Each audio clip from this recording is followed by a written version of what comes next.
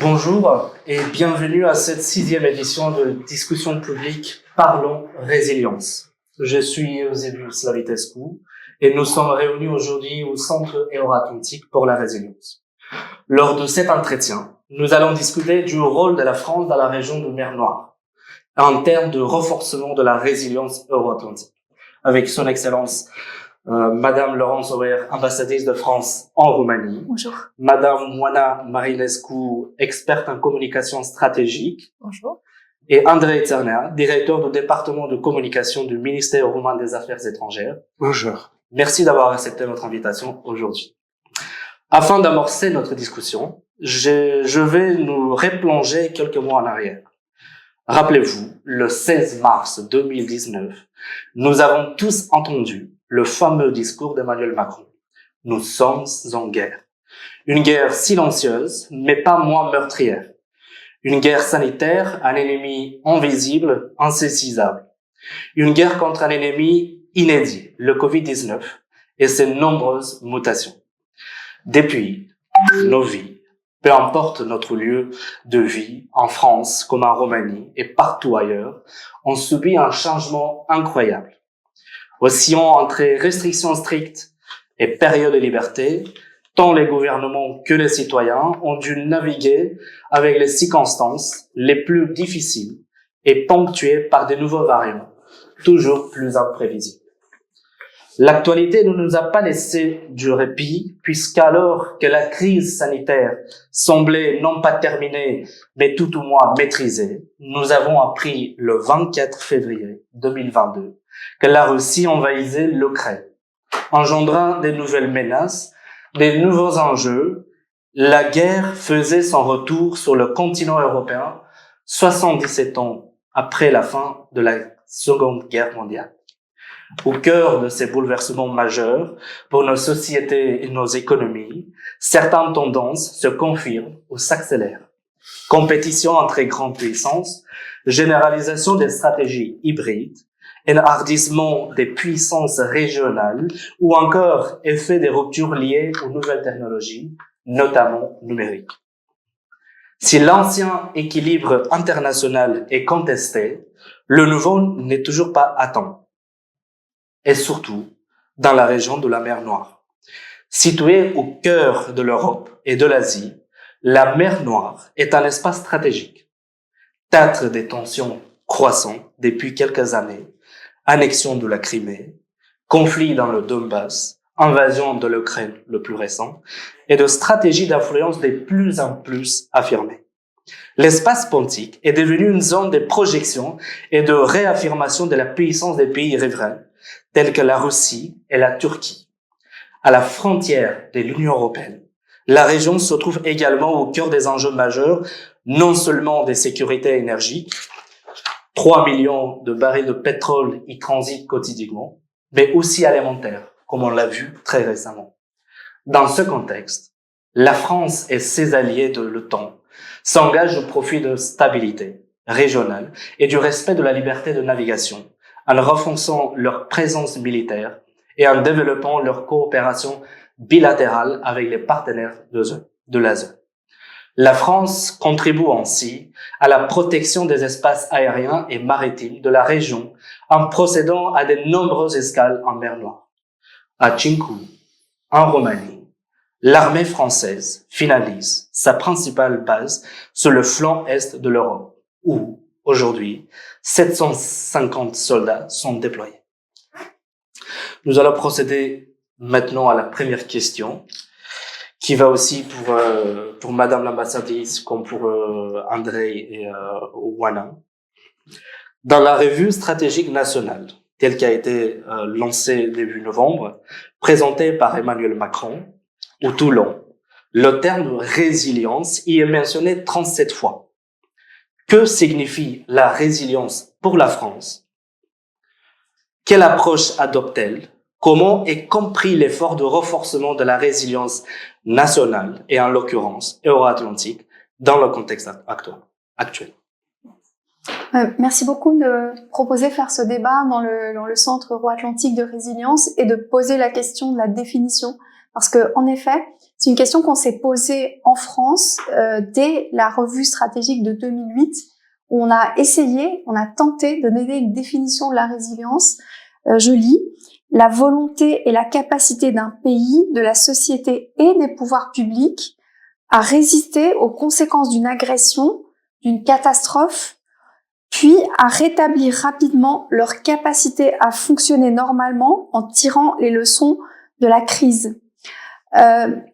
Pour répondre à votre question, oui, le président de la République, le 9 novembre, présente la revue stratégique nationale, la nouvelle revue stratégique, dans le contexte que vous indiquez, qui est un contexte post-pandémique et un contexte de guerre, une guerre que nous n'avions pas connue sur le continent européen depuis 60 ans.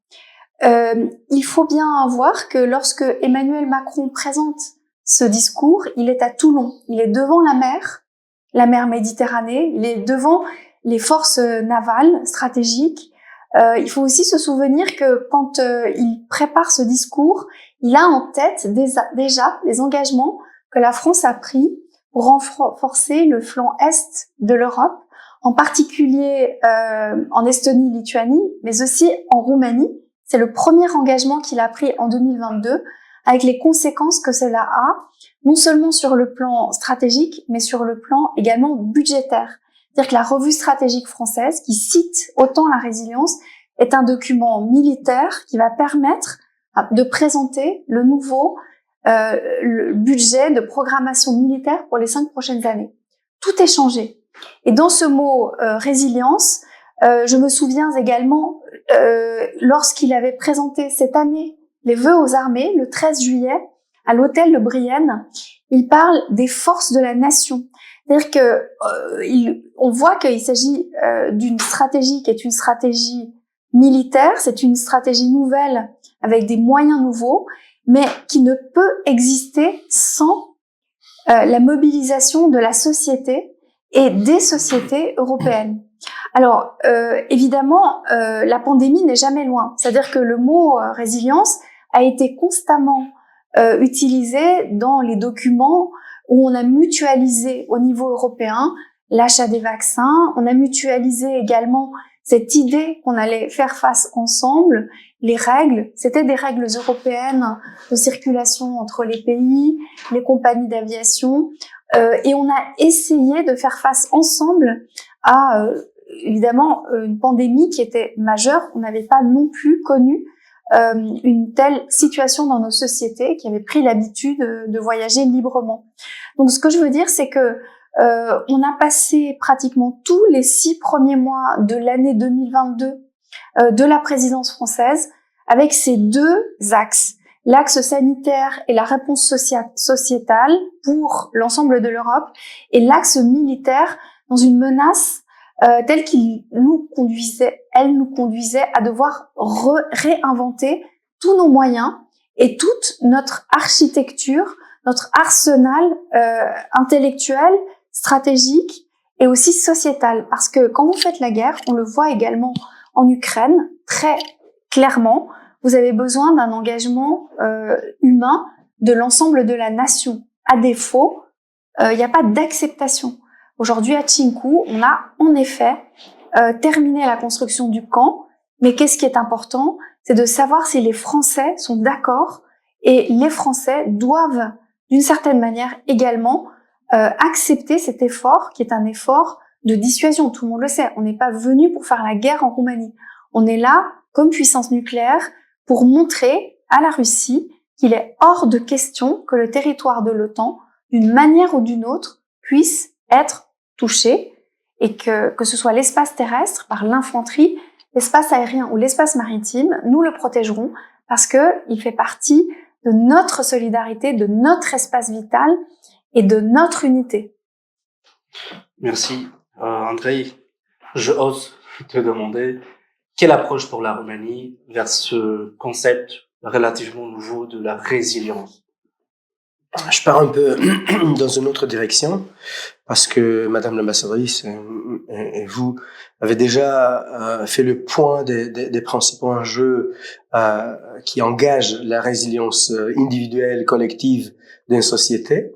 mais aussi des alliés dans le cadre d'une logique transatlantique, européenne et transatlantique. Quand on parle de résilience, on doit aussi parler des résiliences des idées. Ça veut dire la résilience des modèles des sociétés. Et ça n'a pas commencé en 2019 avec le Covid, mais bien avant, on est rentré dans après 60 années de paix universelle, de Pax Americana dans un sens, mais aussi d'un équilibre, premièrement, dans le cadre d'une guerre froide, pour les années entre la fin de la Deuxième Guerre mondiale et le XXIe siècle, mais aussi aujourd'hui dans un modèle plus compétitif, mais aussi jusqu'à assez récemment dans une logique qui pour nous était évidente, une logique de modèle libéral. Peut-être pas démocratique, mais libéral. Mais aujourd'hui, et ça engage des modèles économiques, d'échanges, quelque chose qu'on a caricaturisé souvent en utilisant que le concept de globalisation. Les deux ne sont pas égaux, mais oui, dans une logique de modèle libéral, il y a un espace pour la globalisation des échanges économiques, des échanges des idées, des contacts politiques et culturels, sociétals. Et quand on parle de la résilience de modèles que nous, en tant qu'Européens, et dans la logique euro-atlantique, en tant que partenaires sont au fin de toutes les autres questionnements ou débats qui existent et qui ont toujours existé entre les deux côtés de l'Atlantique, on reste ensemble autour d'un set des valeurs et des idées partagées qui sont la base de nos sociétés. En États-Unis, en Canada, en Australie, je peux dire même en Japon ou Corée du Sud. Qu'il y a des sociétés qui ont choisi vers une voie démocratique, mais c'est peut-être moins importante, d'une voie sociétale, d'une volonté collective qui disent, nous, on se retrouve en défendant et en vivre à la base de ces modèles des valeurs. Et c'est ça l'enjeu que je vois central à l'idée de résilience, parce que dans la crise financière 2007-2011, dans le contexte de Covid, où on a mis encore une fois des frontières qui ont empêché la liberté de circulation, où on a testé toutes les règles de jeu qu'on a bâties pour 60 ans en Europe en ce qui concerne solidarité institutionnalisée, légale, sur des bases fondées dans des traités. Ou même dans le cadre de nos sociétés, on a dû recadrer un peu la logique des modèles économiques et sociaux en ce qui concerne solidarité avec la partie des sociétés qui étaient moins préparées à résister à une crise telle que la crise de Covid-19 dans sa dimension économique, pas que médicale, parce que ça c'était aussi un test des sociétés. On se retrouve aujourd'hui plus puissante parce qu'on a testé les règles, on a testé les valeurs et on a choisi les valeurs contre les règles. Ça veut dire on a fait des nouvelles règles qui sont en train de défendre les valeurs plutôt que rester figé dans des règles qui, pour des raisons politiques ou d'une certaine façon de voir les choses au niveau européen, étaient considérées un peu comme intouchables. Et je parle ici de la dette commune européenne, de la façon en laquelle on pense la zone euro, des moyens en lesquels on finance les déficits au niveau européen et national, etc., etc. Tout ça pour dire qu'on est aujourd'hui dans un monde où nos sociétés, la société humaine au niveau global, mais nos sociétés démocratiques et libérales sont en face d'un challenge environnemental et de climat.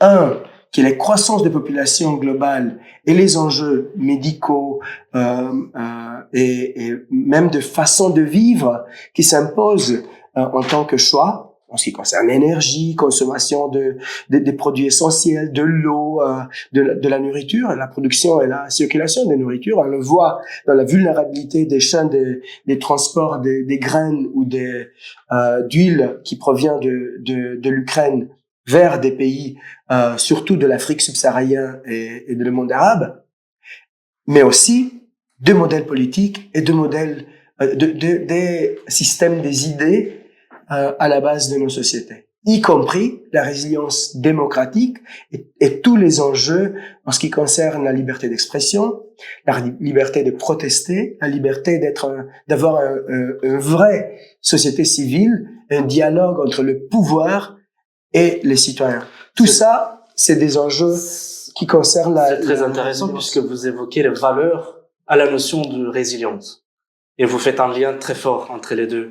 Madame Wana, d'une manière très pratique, quand on parle de la résilience, qu'est-ce que vous vient à l'esprit? Bon, il y a, pour continuer les idées que Madame l'ambassadrice et André ont formulées, en fait, je mettrai le point sur l'accent sur deux mots-clés. L'acceptation de la société, le fait que les gens doivent accepter que pendant des périodes de crise, ils doivent payer un prix, ils doivent accepter des changements dans leur style de vie et ils doivent comprendre pourquoi. Pourquoi faire ça? Quel est le gain? Quelle est la manière dont on va réussir et on va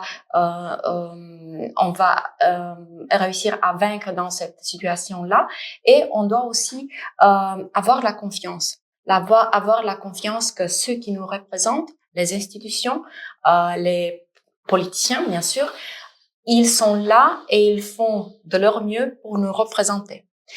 Et donc, moi, je pense que demander d'une société d'accepter des mesures plus dures pendant une période de crise, sans leur offrir la confiance, c'est presque impossible. Ou bien c'est quelque chose qui marche pour un certain délai et puis ça ne marche plus. On a même une réaction d'opposition. On voit comment les gens se révoltent et ils ne respectent aucune règle, et ainsi de suite. Puis, je suis d'accord avec ce que Andrea a dit, cette importance des valeurs démocratiques pour la résilience. Et pour lier ces deux mots-clés, l'acceptation et les valeurs, je pense que c'est essentiel pour la résilience de commencer avant la situation de crise, tout en éduquant la société pour comprendre ce que les valeurs démocratiques sont. Et éduquer non pas les citoyens, ou non pas seulement les citoyens, mais aussi les politiciens. Parce que parfois, les gens, mais notamment dans les démocraties qui n'ont pas une histoire comme la Roumanie, nous n'avons pas une histoire de longue durée en tant qu'État démocratique, eh bien, les politiciens doivent apprendre à respecter des règles démocratiques. Aussi, il y a aussi des politiciens dans les États démocratiques avec une longue histoire de démocratie qui doivent apprendre à respecter ces règles. Et là, les scandales de corruption qui sont même maintenant au niveau du Parlement européen le prouvent. Donc, c'est un processus permanent et c'est un processus qui doit avoir lieu en permanence dans toutes les sociétés démocratiques. Parce que si les politiciens et ceux qui ont le pouvoir ne respectent pas ces valeurs, ces règles démocratiques et ces valeurs démocratiques qui sont à la base des règles, alors les citoyens n'y croient pas. Si j'ai bien compris, plus les citoyens font confiance aux institutions publiques et à l'envers, plus une société est résiliente. Au résumé d'une manière très très rapide.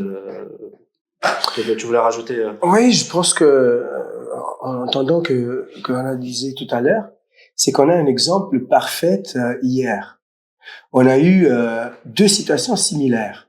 Président Poutine et président Zelensky, les deux en tant que chef d'État donnant des ordres nationaux à des représentants de leur société engagés en guerre.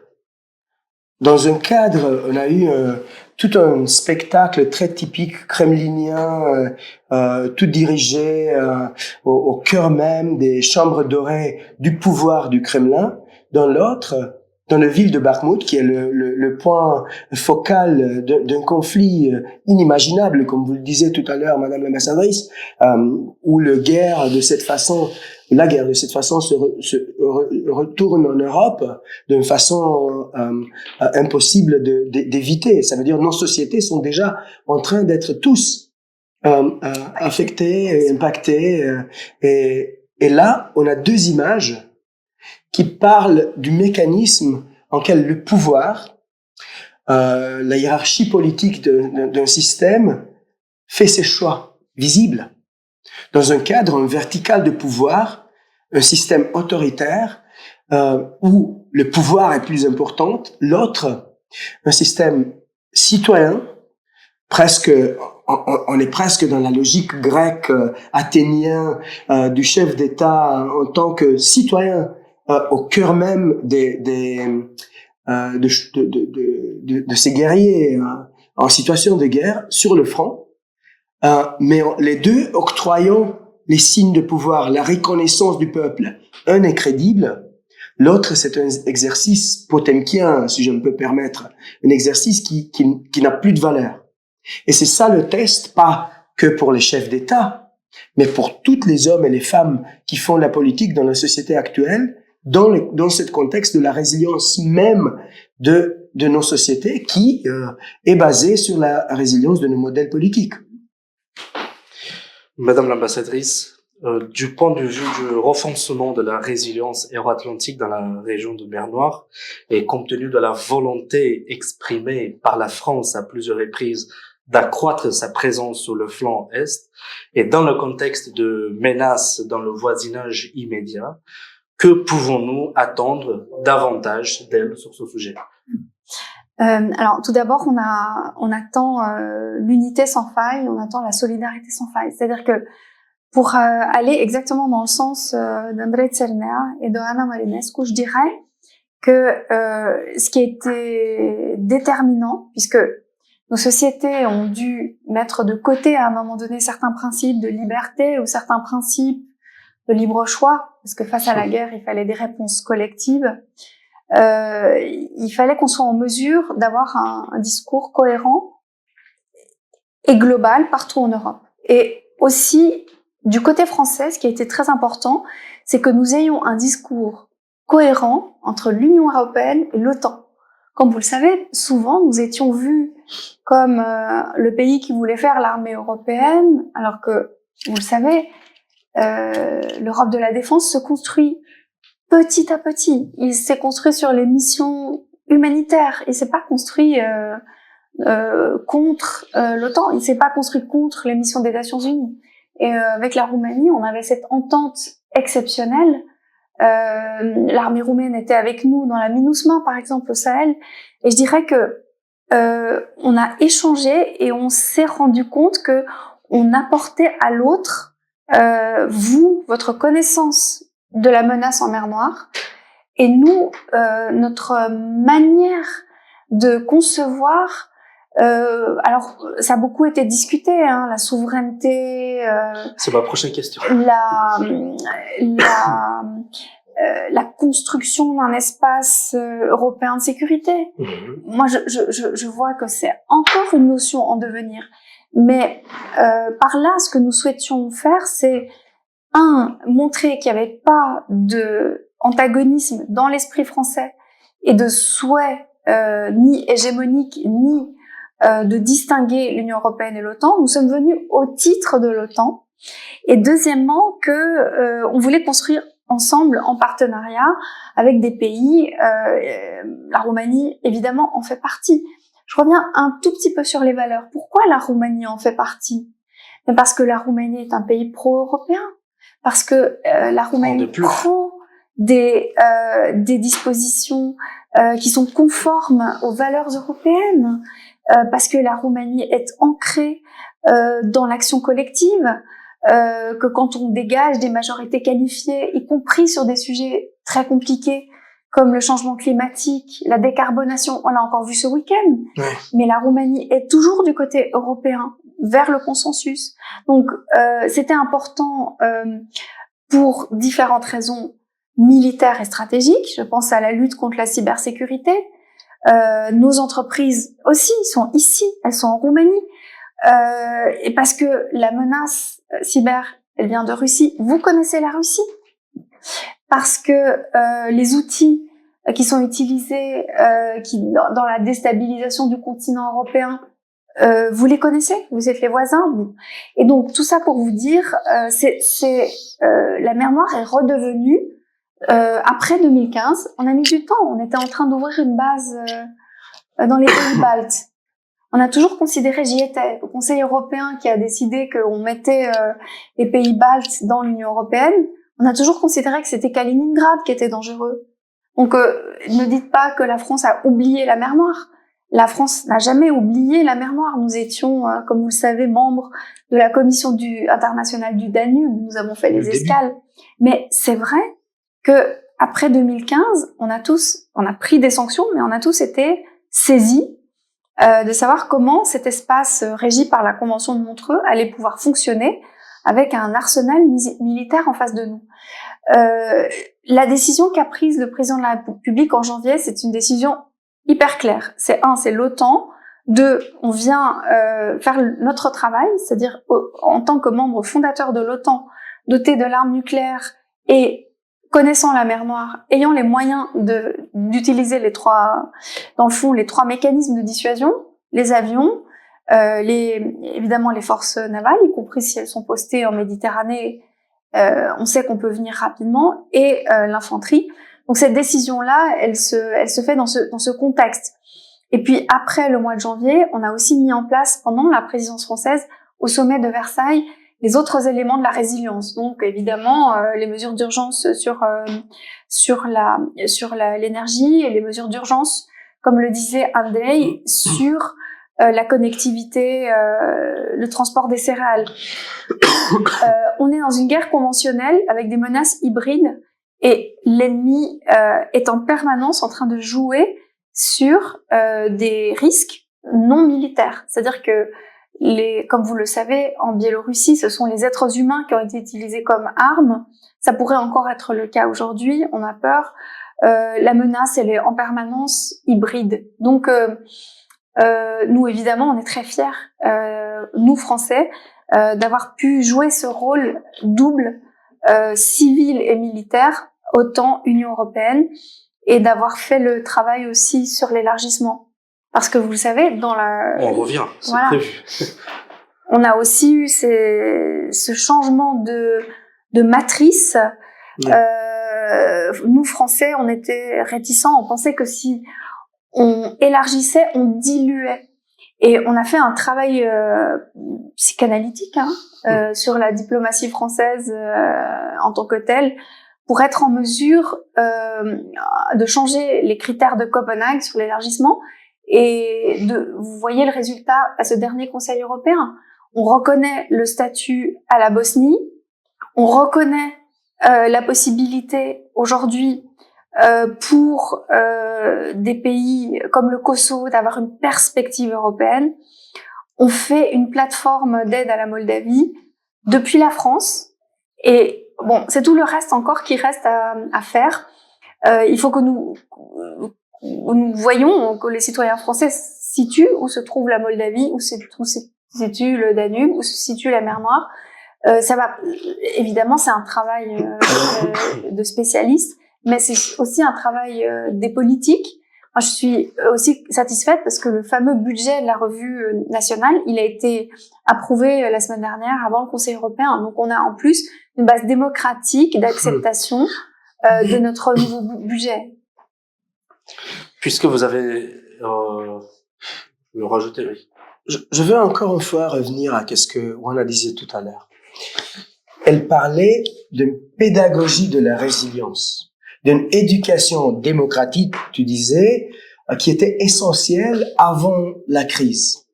Et on se retrouve aujourd'hui dans un processus lequel vous parlez, Madame l'ambassadrice, où la France, mais également des autres pays européens, y compris la Roumanie, sont en train de préparer l'Union européenne, l'OTAN et nous-mêmes, au niveau national, de préparer les moyens politiques et légaux pour résister, pour avoir plus de résilience militaire, économique, etc.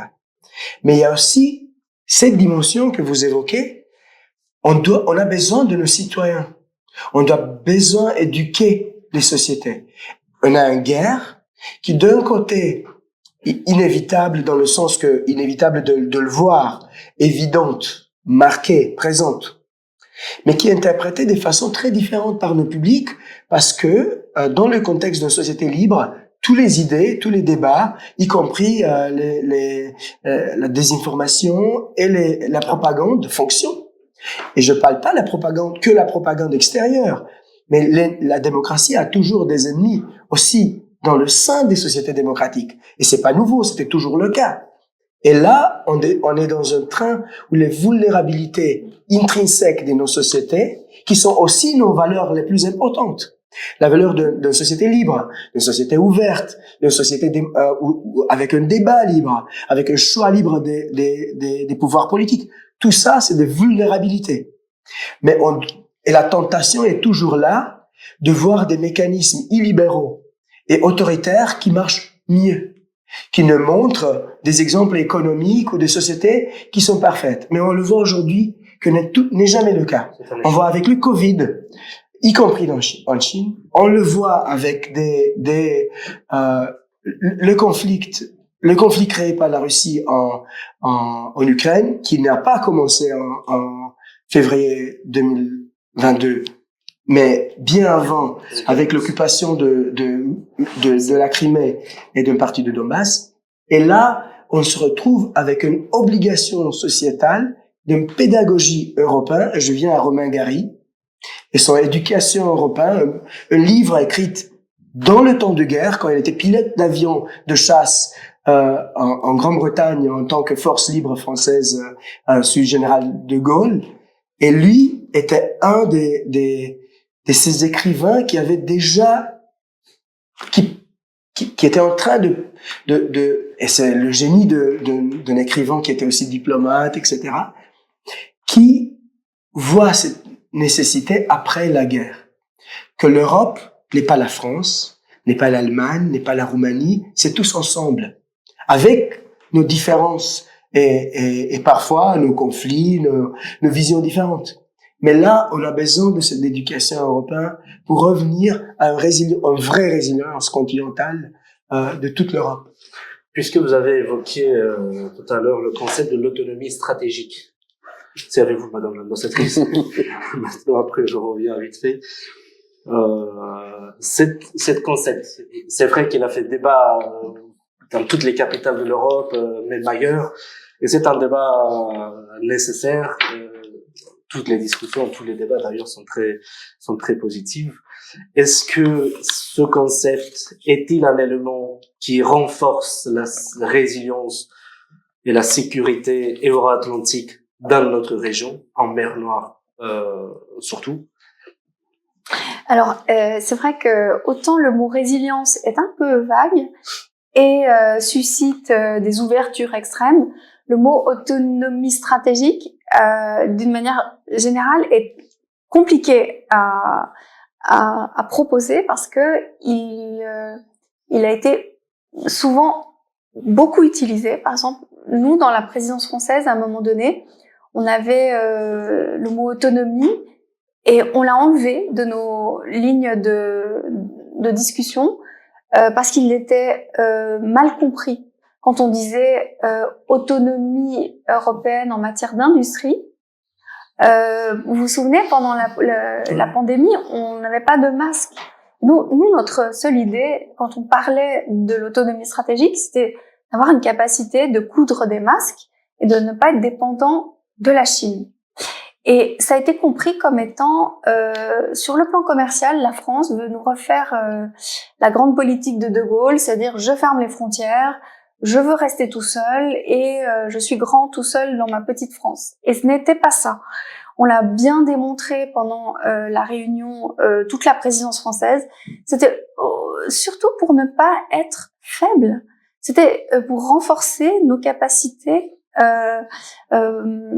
d'autonomie. Par exemple, alors je reviens aujourd'hui toute l'Europe cherche partout des usines pour produire des munitions, pour ne pas être dépendant, ne pas avoir à payer un container 20 000 euros si tout d'un coup le container coûte 20 000 euros, et avoir une forme d'autonomie, indépendance, de renforcement, n'importe quel était le nom, mais c'était l'idée qu'on se retrouve pas, comme on l'a vu au moment de la guerre, dépendant à 90% pour certains pays du gaz russe. Moi, j'ai le souvenir encore, en 2014, d'avoir fait une réunion entière des ambassadeurs de la zone à Odessa, et la question qui se posait déjà, c'était comment fait-on pour ne pas dépendre seulement de Nord Stream, du gaz russe? Et on était en train de travailler avec la Géorgie sur une partie de Turk Stream, etc., etc. C'est-à-dire comment être en mesure nous-mêmes de produire ce dont nous avons besoin. On a fait énormément de progrès. On a par exemple mutualisé tout ce qui était production, et on a encouragé tout ce qui était production de médicaments. Donc on est moins vulnérable. Voilà. Donc aujourd'hui, on continue à avoir le débat. Qu'est-ce que c'est que la souveraineté européenne en matière de sécurité? Vous mettez sur Google souveraineté européenne sécurité, vous tombez sur des dizaines de discussions. Une fois c'est l'OTAN, une fois c'est au contraire autre chose. Je crois que là, pour le coup, l'idée française est assez simple, et elle a été unanimement suivie par les uns et les autres. Une agence pour la prévention des pandémies, une agence pour la cybersécurité qui doit être accueillie ici, un renforcement de Frontex et des règles commerciales en bonne intelligence, le marché du carbone. Il n'y a pas de raison que nous, on applique des normes environnementales très strictes et que nos produits soient pénalisés par cela, parce que ça coûte plus cher d'avoir des normes environnementales, des normes basses pour le consommateur, mais que par contre, la frontière soit poreuse pour faire venir des produits qui ne respectent pas les mêmes normes. Tout ça, voilà, c'était tout ça. En tant que, d'un point de vue, justement, j'allais vous poser la question, d'un point de vue du bénéficiaire de la sécurité, comment voyez-vous ce débat sur la souveraineté européenne? Bon, tout d'abord, je pense que tous ces concepts dont Madame l'ambassadrice a parlé, je l'écoutais, je les mettais aussi dans un contexte plus large du débat public et des réactions qui sont apparues dans l'espace public au fur et à mesure des crises, et même dans le contexte de la guerre en Ukraine, et aussi dans le contexte de la guerre informationnelle à l'intérieur de laquelle nous trouvons tous.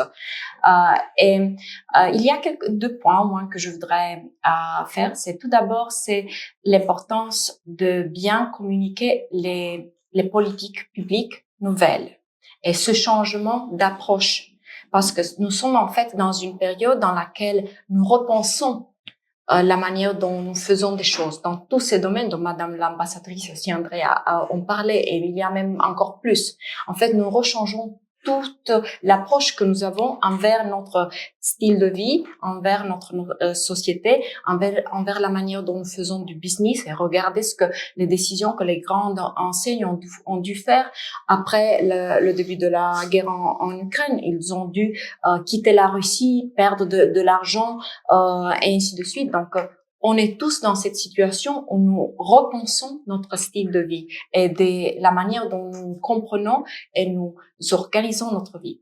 D'autre côté, c'est cette idée même de débat que, de nouveau, Madame l'ambassadrice a si bien présenté ici.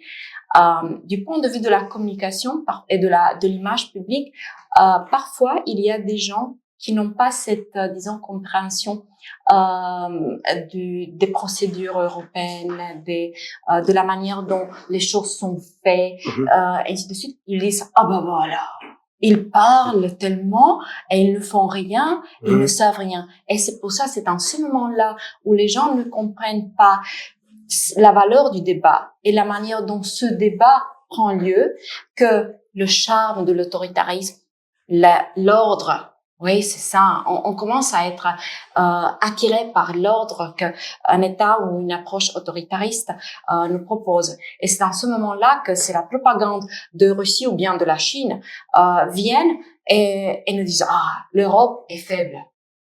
Et vous écoutez cette thème, vous la trouvez dans les médias, hein, dans tous les pays, non pas seulement en Roumanie, ou bien on peut dire, les journalistes peut-être n'ont pas une telle culture européenne, mais non, mais c'est à travers des médias. L'Europe est faible. L'Europe ne peut pas prendre des décisions. Ils discutent.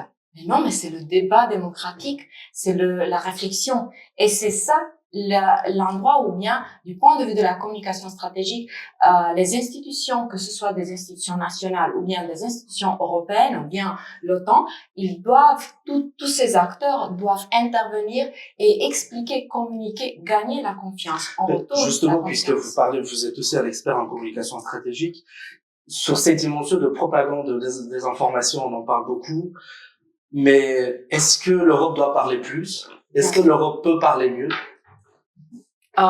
Oui, la réponse est oui pour les deux questions. Je pense que c'est très bien que l'Europe a développé ses politiques de communication stratégique et de protection contre la désinformation. Je sais que même dans la revue nationale stratégique de la France, c'est un point qui souligne cet aspect qui est très important aussi pour la France. Et ça, c'est très bien. Et je pense aussi que la Roumanie devrait faire plus de ce point de vue, parce qu'on voit tellement de thèmes de la propagande qui dominent l'espace public roumain. Et du point de vue de la communication institutionnelle au niveau européen, oui, on doit faire plus. On doit arriver à trouver ces solutions-là, de faire comprendre aux citoyens européens la valeur ajoutée. Mais une valeur ajoutée très pratique. De voir comment l'Europe, je dis, tout ce que l'Europe comprend, toutes ces politiques, toutes les mesures qui sont prises pour défendre, pour construire cet espace européen et pour régler la vie des citoyens, eh bien, comment ces choses sont faites et comment ils gagnent, les citoyens gagnent suite à ces mesures, à ces politiques qui sont élaborées et promues au niveau européen. De ce point de vue, malheureusement, il y a des fois, de ce que j'ai vu, il y a des fois un conflit entre le discours politique national et le discours européen. Et bien sûr, les politiciens nationaux, ils sont plus visibles dans un espace public national et ils peuvent dominer l'agenda européen. Et là, c'est un vrai challenge pour les institutions européennes d'arriver de faire leur voix écoutée, entendue, alors que des politiciens nationaux peuvent être très visibles et très agressifs ou bien semer le manque de confiance. Bon, c'est l'Europe. On a tant de problèmes à cause de Bruxelles. C'est le plus facile en tout cas. Oui, c'est très facile, on peut tous faire ça. Voilà. Le 17 juin 2022, la République de Moldavie et l'Ukraine ont obtenu le statut de pays candidat. Et la France a joué un rôle assez particulier. En septembre ou octobre, on a eu ici présent l'ambassadeur de la République de Moldavie, et c'est lui qui a évoqué le rôle de la France dans ce processus. Il s'agit de la première étape de l'intégration européenne de ces deux pays dans l'Union européenne. Quelle est la vision de la France sur l'élargissement de l'Union européenne à l'Est et aux Balkans occidentaux aujourd'hui? Alors, vu de Bucarest, je peux vous dire déjà, la France est en faveur de l'élargissement de Schengen. Dès le début de la présidence française, avec le ministre qui présidait le Conseil JAI, qui est venu vérifier la frontière. Et il se trouve que le 10 mars, lorsqu'il est venu, il était avec le directeur de Frontex. L'objectif était d'avoir un paquet d'élargissement qui passait aussi par l'élargissement de l'OTAN. Vous savez, pendant longtemps, ces pays-là, Suède et Finlande, n'étaient pas forcément... nous faisons partie d'un trio désormais de présidence. Et c'est la Suède qui fait suite à la République tchèque et à la France. Et on est extrêmement alignés sur ces questions d'élargissement, tous. Et on est aussi alignés sur le lien entre OTAN et Union européenne. Et je dirais comme Ohana que c'est très bien. Parce que il y a pas seulement de l'autoritarisme qui est un risque pour les sociétés démocratiques ou la désinformation, il y a aussi la démagogie, le populisme, les idées reçues. Combien de fois mes visiteurs français arrivent à Bucarest ou à Sibiu et me disent « Ah, mais c'est comme ça la Roumanie ?» Ah, oubliez vos clichés. Et comme dirait Andrei, on a eu beau faire toute une saison culturelle avec les clichés, comme fer de lance, c'est-à-dire lutter contre le cliché, on a encore du travail à faire. Donc, pour vous dire, sur l'élargissement, on l'a déjà expliqué des dizaines de fois, l'important, c'est de trouver un consensus. Trouver un consensus, c'est pas une petite matière, parce que derrière, il y a toutes les démagogies possibles. Ah, mais si on va élargir, ça va coûter plus cher. Ah, mais si on élargit, ça va, on va poser un risque sur les frontières, l'asile. Bon, donc heureusement, pendant toute la présidence française, on a tenu sur une ligne où on faisait tous les élargissements en même temps. Donc le 17 juin, on a cette décision 3 jours après que le président de la République, Olaf Scholz, le président Iohannis aient été à Kiev. Et c'était le geste politique que tout le monde attendait en Europe et en Ukraine. Voilà. Je reviens sur les valeurs. Et personne ne fait, ou c'est très rare, dehors de l'école, qu'on fait l'effort de lire 2 documents très importants. Un, c'est chronologiquement le traité de Washington, qui est très court. C'est plutôt une déclaration politique centrée sur les valeurs. L'OTAN est là pour défendre des territoires et des citoyens, mais dans le nom de certaines valeurs. Et ça veut dire aussi que c'est un espace ouvert, que le principe des portes ouvertes de l'OTAN était inscrit dès le début dans ces documents, parce que dans sa vision, l'OTAN, qui va devenir ce qui va devenir l'OTAN, mais le traité de Nord-Atlantique est basé sur le principe que tout pays avec une vocation démocratique et une volonté démocratique, une volonté qui doit être impérativement souverain, peuvent accéder à l'OTAN. Je reviens, parce que l'autre, c'est la déclaration Schuman, aussi un document politique, qui est aussi centré sur des principes et des valeurs fondamentaux à nous, Européens, et sans comprendre à quel point ces valeurs sont nos styles de vie. Nos styles de vie n'est pas que dans la cuisine ou dans les façons en lesquelles on célèbre des fêtes. La blouse roumaine, quand même. Je sais que mais je reviens, mais la culture européenne où on partage nos différences, où on met ensemble nos différences pour faire pas un mélange, mais un espace commun où nos valeurs et nos pratiques sont en dialogue permanent, se moulent un vers l'autre, se changent en permanence, y compris avec l'immigration, etc. C'était toujours, si l'Europe est une création de quelque chose, c'est la rencontre entre l'espace méditerranéen et l'espace nord-européen. On est là, mais aussi l'Occident et l'Orient qui ont toujours formé cet espace. Et pourquoi ces 2 documents sont importants? C'est que souvent les critiques d'OTAN ou des principes démocratiques de nos sociétés parlent de souveraineté comme une valeur alternative, comme si c'était quelque chose d'autre. Quand enfin, l'Union européenne et l'OTAN sont là pour défendre la souveraineté. Une souveraineté qui est plus forte ensemble, plus fort quand on est entouré des alliés. C'est pas un mécanisme qui diminue la souveraineté nationale, mais qui l'exprime de façon plus puissante, plus permanente, plus résiliente. Et là, on est en train de le tester. À Chinku, dans le système européen, en fin de la journée, autour de transport des graines. Et là, on le verra au fur et à mesure dans les années qui viennent.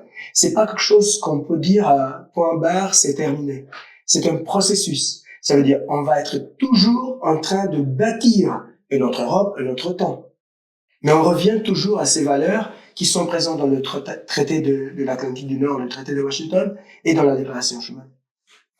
Pour regarder un petit peu ces valeurs d'une autre perspective,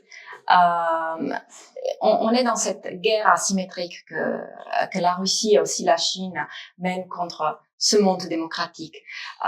Et là, en fait, même si nous, parce que André a invoqué ces documents qui sont à la base de notre monde démocratique, disons, mais si nous regardons, si nous lisons, ou bien si nous écoutons Poutine et si nous lisons ces discours, dans ces documents-là, c'est toute une déclaration de guerre contre les valeurs occidentales.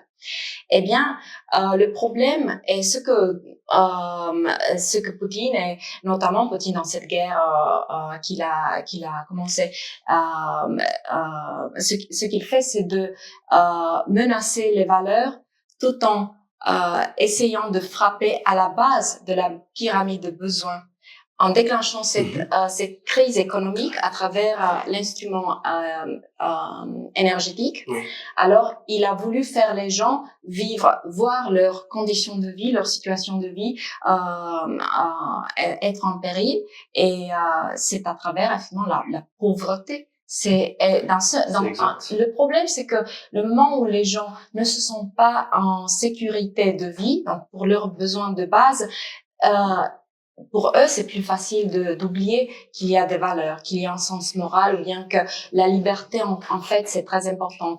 Eux, ils pensent, bon, oui, c'est bien, c'est beau d'être libre, mais moi, je dois nourrir mes enfants, je dois gagner mon argent, mon salaire, je n'ai plus où travailler, ainsi de suite. C'est ça, en fait, l'enjeu de la crise économique et énergétique que la Russie veut déclencher en Europe. Et du point de vue de la communication stratégique, ce que je ferais, c'était effectivement de communiquer envers les citoyens européens, et non pas uniquement européens, que oui, on est dans une période très difficile du point de vue économique.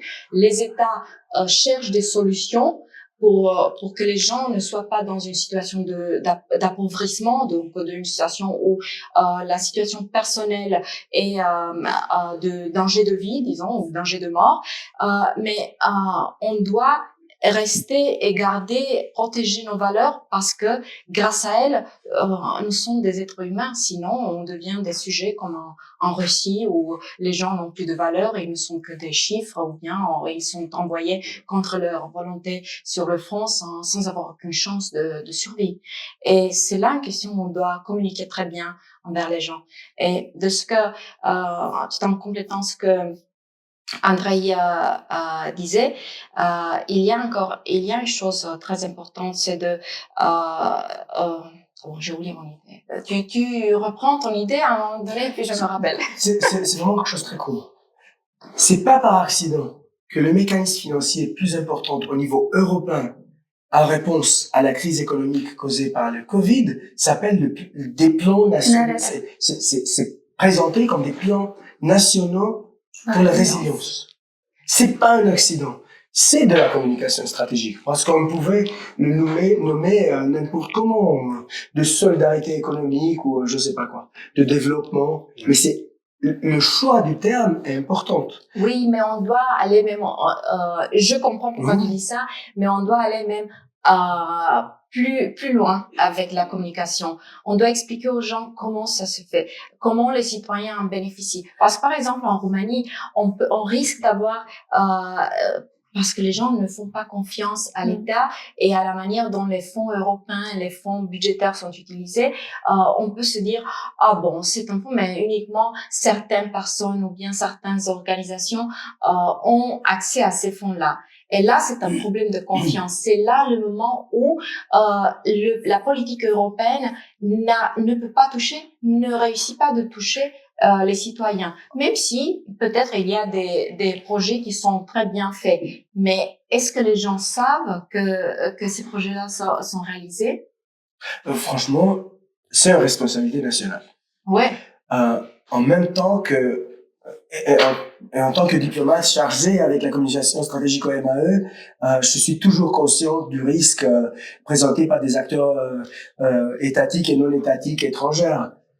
Mais en même temps, 75% de la désinformation qui est présentée vers notre citoyen est conçue,